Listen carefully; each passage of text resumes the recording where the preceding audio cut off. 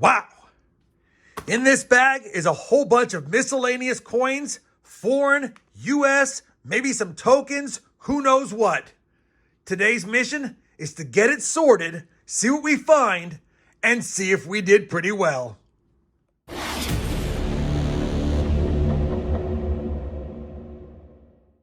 Hey everyone, it's RobFindsTreasure, and holy cow, welcome back to the channel. I've got a big old bag of miscellaneous stuff here.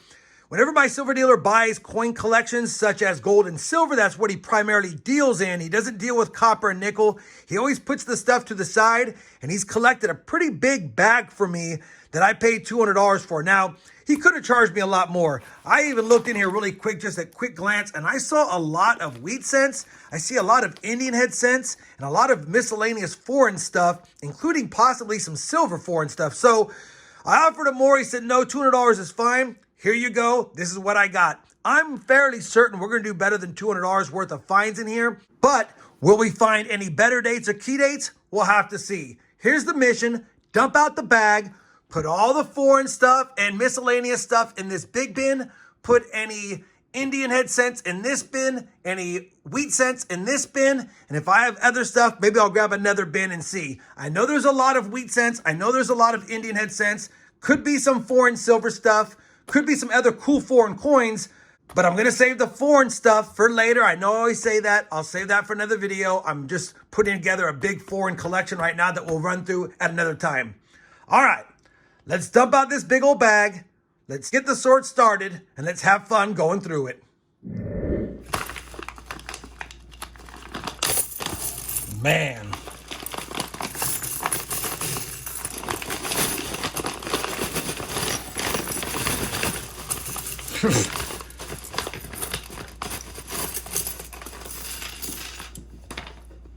Well, I don't know if the camera's catching it, but it is overflowing on my mat. And yeah, definitely got some silver in here, some 10% silver. Definitely have some older foreign coins. That's a pretty nice 1964, 20 centavos from Mexico. But yeah, a lot to go through. We even have some mint tokens from the mint set. So definitely could have some cool stuff in here.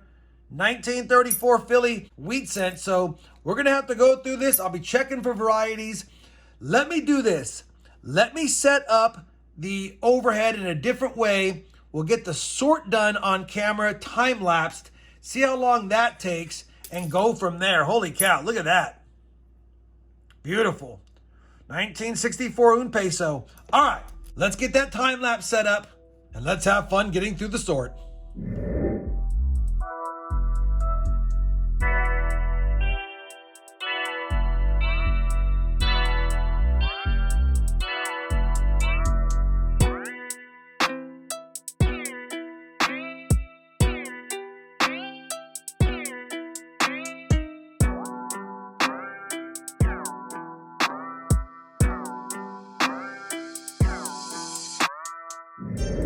Well, holy cow, there was a lot more in there than I thought, and even though that might have only been a 30 or 20 second time lapse, it took me almost an hour to get through it all.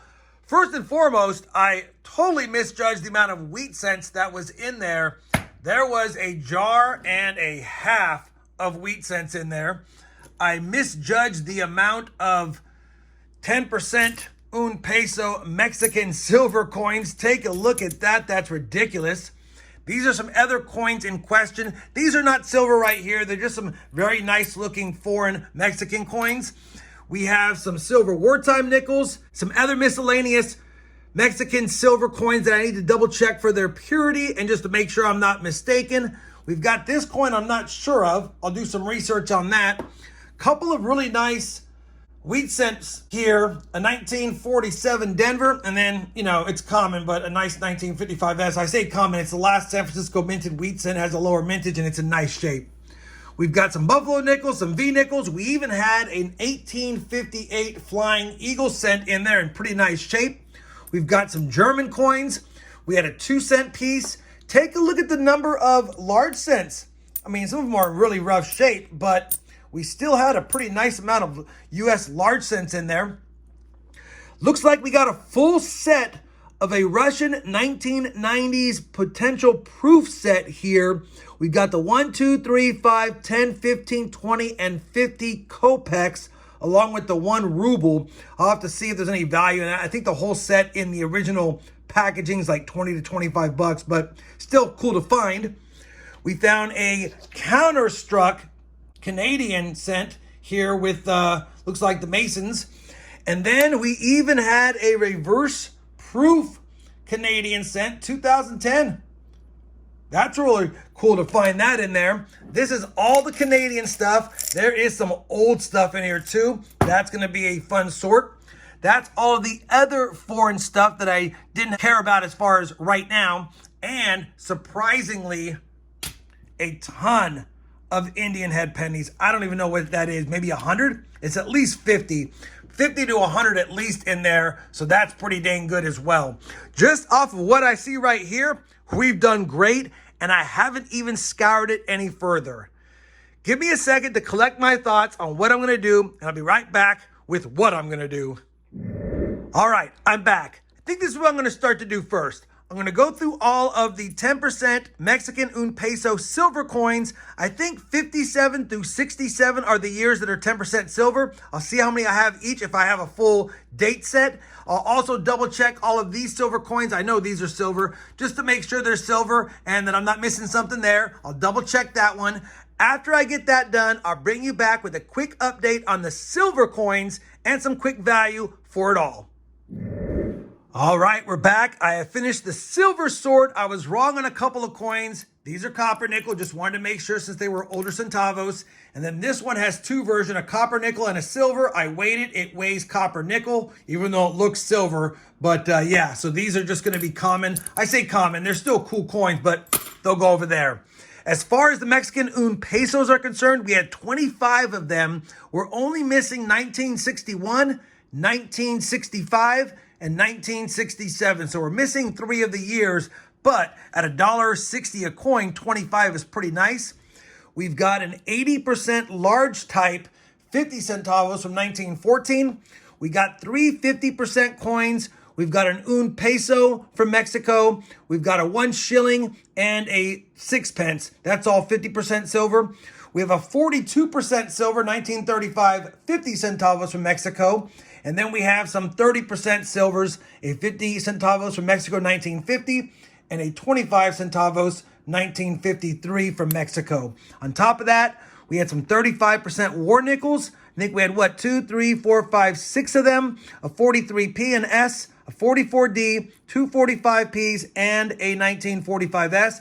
And I forgot to mention it in the beginning. If I can get this thing set up right, you might be able to see it is I believe a seated Liberty dime. Yeah, seated Liberty dime. And I can't quite make out the date, but that's 90% silver as well. It's pretty beat up. I'll make a date out on that later. But in silver, I would guesstimate we're probably close to $90 to $100 in silver. I mean, we got like $45 here. We've got another 10 bucks here. Probably another 25 or 30 bucks in just silver content alone. You add it all together, close to $100 in silver, and you can't get mad at that. Now that we finished the silver, I'm going to put all this away. I'm going to put the kopecks away. That Russian set is about a $25 set in the mint packaging. I looked it up like it is. Probably 15 to 20 bucks. Still cool. The German coins, they're just older German coins. People do collect these, but they're not, well, none of them are in great shape, but there's still a historical value in that as well. And then the 2-cent piece is pretty dang beat up. I haven't looked at the, it's a common year, 1865. It's cleaned, it's polished, it's scratched, it's pretty trashy. The 1858 Flying Eagle cent actually is in pretty nice shape. This is probably a $30 to $40 coin on its own. I'll have to see if it upgrades mine, and I haven't gone through the rest of the stuff yet. What I'm going to do now is clean all this up like I was saying. I'm going to run through these. I'll bring it back for the large cents, let you know if we have any better dates. After that, we're going to go right into the Indian head cents, and then I'm going to do a time check on the video to see if the wheat cents might be their own hunt on itself. We'll have to see. All right. Let me get this done. I'll be back in just a second with the recap of the large cents. Welcome back. Large cents were pretty easy to sort A nice 1831. I say nice, but for almost 200 years old, it's pretty nice. We have a overall nice 1848. I had to check it against my collection. It does not upgrade, but that's a pretty nice original looking coin and definitely worth a pretty penny or so. The 1851s are the winners there. There's 5 of them. This is the nicest one, 1851. Second nicest, third nicest, fourth nicest, and pretty trashy. And then a completely destroyed 1853 as well. I don't need any of these. I'm only missing 9 large cents from my collection. I was only missing 8, but I recently sold my 1793 chain cent for some medical bills, but none of these can upgrade. So these will just go in my copper stash as far as junky ones, and the rest of these I'll probably offer up down the road, along with flipping up some of the nicer stuff that we got for silver, the nice Canadian and the nice foreign stuff, as well as the nice Flying Eagle 1858 small letter cent, and it does not upgrade mine, although it was close. Now that we've done that, I'm going to put these in flips and get some set to the side. We'll work on the Indian head cents, and like I said, depending on how we do on these, if there's enough time, maybe I'll run into those, or maybe I'll save those and the Canadian hunt for another video. We'll have to see. Let me get started on the Indian head cents. I'll get them sorted by year, and we'll see if we have any better dates in there.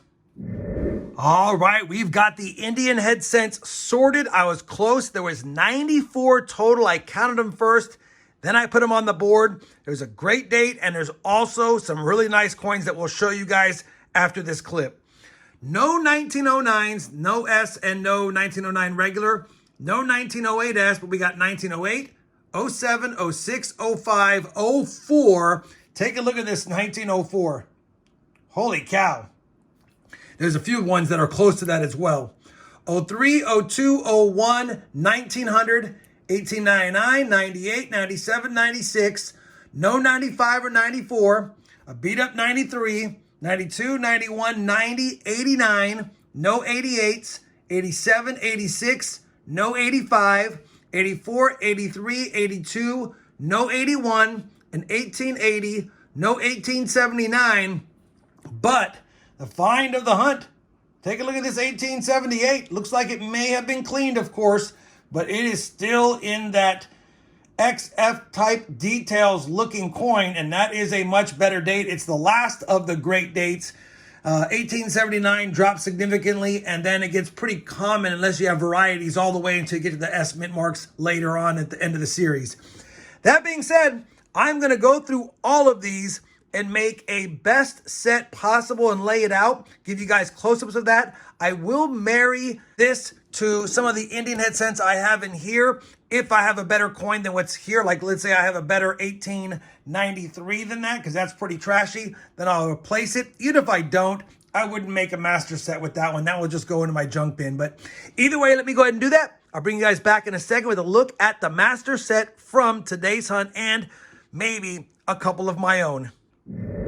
We are back, and I finished the sort, and I decided to make 2 sets because there was just so many nicer ones. I kept out the extremely damaged ones. That 1893 was damaged. There was a damaged 1889, I believe. But I tried to pick the best ones out of what I had. These are the extra rolls that I have left for what I added today, plus what I already had in stock. And yeah, this is what they are. We'll begin with just looking at the coins by year. And I'm really just going to show the master set because it's the ones that are nicer. 1908 got full liberty. 1907 full liberty. 1906 partial liberty. 1905 has partial liberty. The 1904, I was able to upgrade mine. This is mine. Almost just as nice, but mine has a couple of rim damages, so I decided to take mine out and replace it with the one I found today, because the one I found today does not have any damage. So that's the 1904, which was mine. 1903, beautiful 1902, 1901, that's the best 1900, that's the best 1899. The 1898 has been cleaned, but man, look at the details on this. I just had to include it. It actually has slightly better details than mine, but mine is not clean, so decided to leave this one in the set, but still AU details on that one. 1898, 1897, 1896, 1892, 1891, 1890, 1887, 1886, 1884 has partial liberty as well. It's got damage on it, but it's still a nice overall coin. 1883, figured since it has a legible date, doesn't have corrosion, I'll just go ahead and include it. 1882, and the 1878 that we found today, even though it was cleaned, it has great details. This was mine, 1878. It's original, but it's got a little bit of damage and a scratch on it, so figured cleaned or scratched, it's the same type of deal. Might as well grab the one with better details like I did.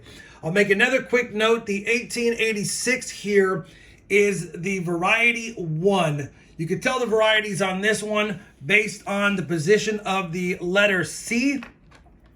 If the letter C is past the last hairdress feather, it's Variety 1. If it's before this one, then it's Variety 2. Hopefully that makes sense.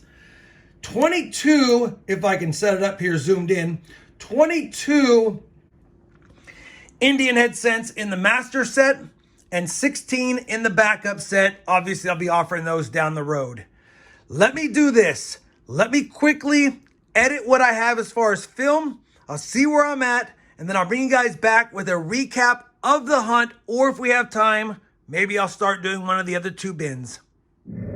All right, I am back. Obviously, with everything set up at the table, I took a look. We're right around 16 and a half minutes, probably going to be around 17 and a half, 18 minutes with the final edits and outros. So we're going to stop the hunt here. We will save a part 2 for the wheat cents. I'm probably going to roll right into that, to be honest, and get that video out as well. But this will be part 2.